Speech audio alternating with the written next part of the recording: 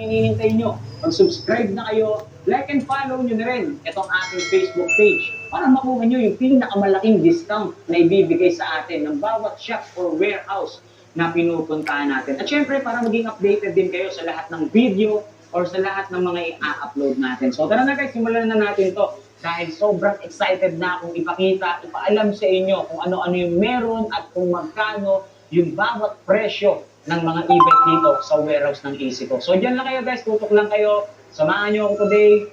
Let's go. Okay guys, ito at kasama na natin na mag-a-assist sa atin ngayong araw dito sa warehouse ng EasyGo. Pinapakilala ko nga pala sa inyo ang machong-macho, gwapong-gwapong si Sir Philip! Hello guys, welcome dito sa warehouse ng EasyGo Cycle Center.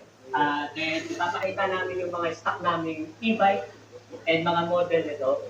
And sana papalo din ang page namin ng EasyGo Cycle Center. Yun, follow natin yung yung page nila. Pero bago yan, Sir Philip, baka pwede muna nating anyayahan yung ating mga manonood na bisitahin, hindi man itong warehouse nyo or yung mismo physical store nyo dun sa